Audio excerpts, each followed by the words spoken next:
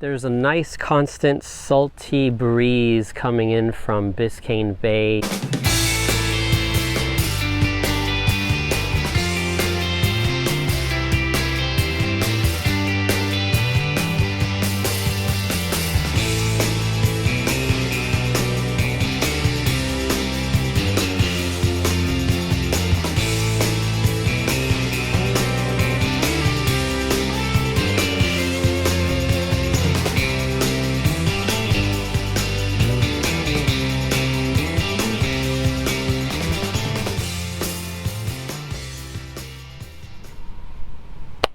Ray Lopez here of Sword and Book Studio at the Deering Estate.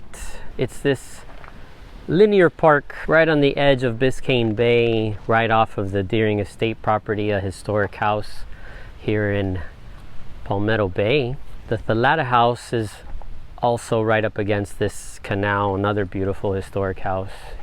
So this is basically a natural preserve where you see a lot of native plants, and it's a kayak launch. So there's some kayakers and some paddleboard enthusiasts coming in and out of the water while I sketch here these beautiful pops of color that you see behind me.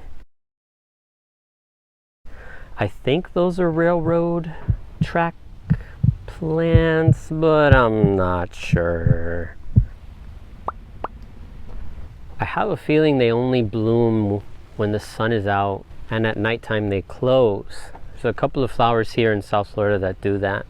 I brought with me my PowerShot easel and an assortment of brushes, obviously some water and some casein paint. This sketch is going to be 5 by 7 inches, so I'm spending a little bit of time with a square and also a tape measure, and I'm starting to lay in the compositional picture plane. And now I'm going to go in with loose, fluid, expressive, a lot of energy in these pencil marks here with a regular lead pencil. The first pass of casein paint is thinned with a lot of water, since I don't want to cover my pencil marks just yet. Later on, I will use more paint and less water to create a more opaque and vibrant effect.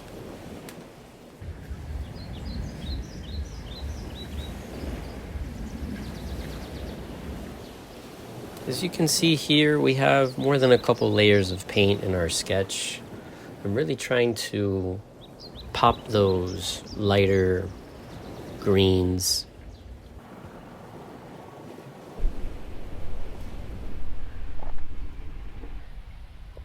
Casein sketch is almost done. Definitely gonna go back in with some mixed media, probably some water-soluble crayons, some colored pencils, some ink, some airbrush action. So as I work on this piece and I think about my composition, I'm not only thinking about how the colors are coming together, the brush strokes, but I'm also thinking about my focal length and how a small aperture of f2 might affect the depth of field in this composition. I have a tendency to work on these paintings true to life size, depending on how far away I am from the subject matter.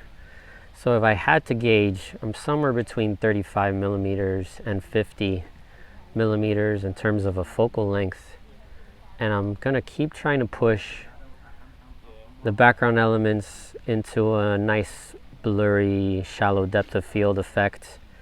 And I'm definitely going to include a little bit of vignetting. I love to create artwork as if I was looking through the lens of a camera.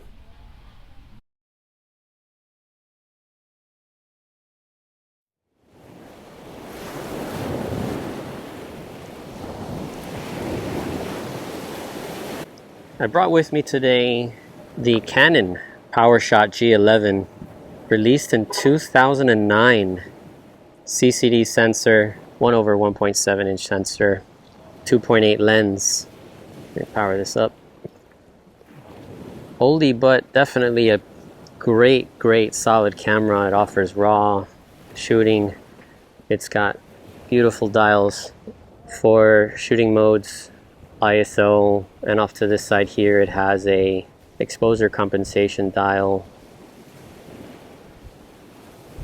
Flagship for the G series, twisting articulating LCD screen. This screen is deceivingly sharp for its age. A couple more dials there in the back for manual focus, flash, macro mode. Focuses up to about 2 or 3 centimeters, which again is really, really great. It has an optical tunnel viewfinder. This camera does have a built-in ND filter. It has great low light performance. The G10, which preceded it, actually had more megapixels. I think it was 14 megapixels. This one goes down to 10. But that means that each of the photodiodes on that CCD sensor is bigger and is able to let in more light. So the ISO goes all the way up to 3200. Built-in flash, very comfortable to hold. And the colors on this are just gorgeous. Beautiful, beautiful Canon glass on this Canon PowerShot G11.